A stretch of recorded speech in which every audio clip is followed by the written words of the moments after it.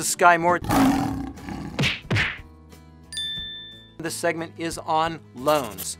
And first, let's tell you about various categories of loans so you understand the terminology and how they work. Basically, you can divide loans into a couple of categories. One is a recourse loan, which means that if you don't pay, they can come after the borrower and take everything they have and sue them and hang them by their ankles and take whatever they can find, versus a non-recourse loan, where all they have the right to do is go after any specific property that is secured by the loan.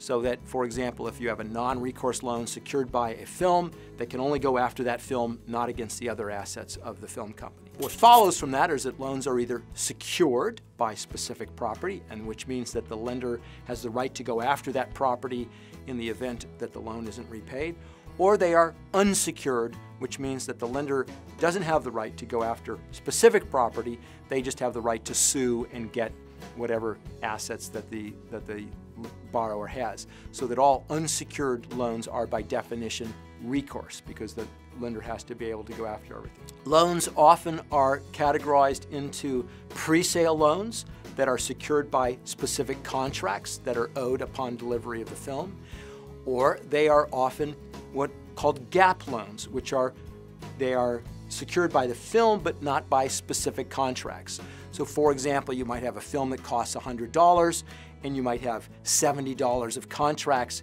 You'll have pre-sale loans for $70, and in a perfect world, you'll get $30 of gap financing, gap loans that are secured by the film, but there's no specific contracts against them. Another thing to consider with all loans is how is interest calculated. Interest these days is always a floating rate, like LIBOR, which is the London Interbank Offering Rate, or it's prime, and usually the interest rate is stated as a few points above whatever the floating rate is. So if a loan is, call it 2 points over LIBOR, that means it's 2 percentage points above whatever the LIBOR rate is. Loans often have points that are paid up front, and that's a fee to the lender for getting the loan. So you might often hear of the loan being 2 plus 2. And 2 plus 2 would mean 2 points up front, equal to the amount of the loan, plus 2 points over whatever the floating rate is. And that's a common terminology that you may hear for a loan. The process for getting a loan often starts with a commitment letter, and I just want to warn you on this. Most commitment letters are not a commitment from the lender to make the loan. The truth is, they're a commitment from the borrower to pay the bank's legal fees, hell or high water, whether that loan closes or not. So I always warn borrowers, you really shouldn't ask for a commitment letter, because all it's going to do is commit you to pay the bank's legal fees, whether or not that loan closes. So look out on a general commitment letter. The next process that you'll go through is the actual loan documentation. And the one thing I would warn you there is always try to cap the lender's legal fees, because otherwise the lender's lawyers have a tendency to want to over-lawyer to death, because they get to charge whatever they get to charge and deduct it from the loan, so you're effectively paying for it. So if you can cap their legal fees, you'll hopefully cap the amount of the length of the documents, so the lawyers don't go completely crazy on you. If you are a lawyer representing a borrower, look out for the dreaded opinion letter. You will be asked to give an opinion to the lender, and I don't know where this process started from. It's so offensive.